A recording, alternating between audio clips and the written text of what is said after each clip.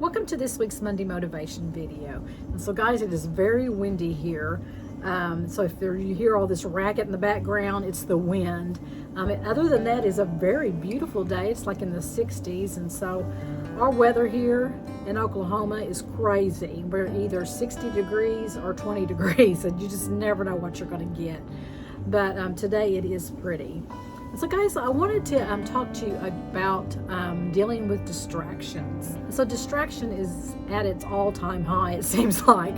Everywhere you go is distractions. And if you're trying to reach your goals and follow your dreams, or you've got tasks that you're wanting to complete before the day is done, distractions always get in the way. And so I wanted to read this to you. I thought this was kind of interesting. How to focus in a world of distractions. Okay, you settle down into your office chair for a productive day. You glance at your calendar to see what is on the schedule. Double check your priorities and then off you go. I've done this before. Think I have everything ready to go and I have my day planned and I'm going to make a lot of progress, and then you hear, "Mom, I'm hungry," calls your son from downstairs. This is your first interruption of the day.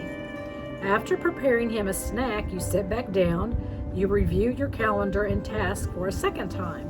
You get started on your highest priority task, determined to eat that frog. 15 minutes in, and the phone rings. You're already in the zone and hitting your stride, but this is a client. You must take the call. Your client wants to set up a time for a meeting. You schedule your client for the next day without looking at your calendar. Oh dear, and that's not good, because you'll pay for that. And says I could go on and on and on, just as the interruptions continue to follow you throughout the day. It takes an average of 23 minutes and 15 seconds to return to the original task after an interruption, according to a study done by the University of California. With the scenario above, that means you have lost about an hour of your day. And that can be a big deal. It really can. It can set the tone for the rest of your day. And so we are always asking, how do we gain more time? The answer is to decrease interruptions. So how do you do that? So the best way to deal with the distractions is to plan for it. Some distractions we already know they're going to happen, and some of them we know what they are, especially if you have children, just like this case right here. This little boy was wanting a snack. You could go ahead and have his snack ready for him so that he could go down and get it himself. Now if he's too little, go ahead and give him his snack before you get ready to do whatever it is that you're going to be doing. If you have a specific task that needs to be done and completed, go ahead and get some of these distractions out of the way if you can. Now, some distractions like phone calls, I'd let mine go to voicemail. Usually I have my phone with me, so if it's ringing and I can glance down, and if it's like my mother, then I'll go ahead and answer it because she doesn't call me unless she needs me.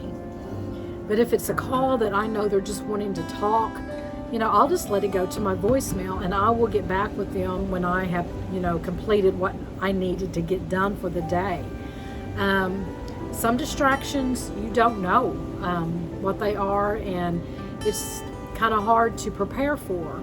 But if you can get as many of those distractions out of your way and work them around your day, I should say, it helps.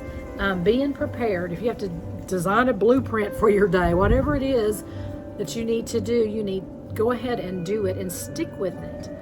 One of the best things that you can do is communicate. Communication can go a long ways. Sit down with your family, your children, your friends, whoever it might be that requires a lot of your time, and tell them this is your time that you are working on your business, your task, your goals, your dreams, whatever it is. This is my time. And let them know that after I have done these things, that I will be there for you as well. And let them know that, make them feel like, yes, that will make them feel better, that they know that you are scheduling them into your life, but that yet this time, this particular time of the day, you are working on your, your dreams, your goals, your task, your business, whatever. And that, helps out a lot. I've had to do that before, and it does help. But occasionally they'll forget, and you have to remind them, or other distractions can, take over. So guys, I want to encourage you to don't give up on what you're doing, your goals, your dreams, or if you have a business of your own, and you're trying to reach certain goals. Distractions is something that we can't get around. It's going to happen, regardless. But trying to alleviate as many distractions that you can helps, especially when you know. And for me, our two basset hounds would be a big distraction. They're getting older, and so their needs are more. And so if I already know what some of their needs are, I can try to get some of that, taken care of before I begin whatever I'm going to be doing. Sometimes it don't always work, but developing a plan, a blueprint for your day or your week does help. And communication really helps, especially with those that your loved ones, just telling them, the seriousness of what you're trying to get done, and that you need this time for you, but that you still love them and you will make time for them. And then the most important thing that you can do is to start your day off on a positive note, and that is to start off in prayer. I'm praying to God that He would help you through your day, and that He would actually help you with some of these distractions. And then spend some time, in meditation and putting positivity into your brain, like podcast. I've talked about that before. Putting something into your brain in the morning does help. You want to start off on the right foot. And so, I do listen to podcasts. Will take a few, it may be just 10 minutes, and that's okay, and watch a motivational speech. Anything that you can do to help you set your day off on the right foot, do it. Get that into a regular routine, make a habit of it. And that's a good habit, to get in, and then get your day going. So guys, if I can be of any help, please reach out to me. I do not have all the right answers, but I do care, and I will listen to you, and I will help you in any way that I can and encourage you. And so please don't hesitate. Otherwise, guys, I will see you this Wednesday for an episode of Susie's Secret Recipes at 7 o'clock p.m.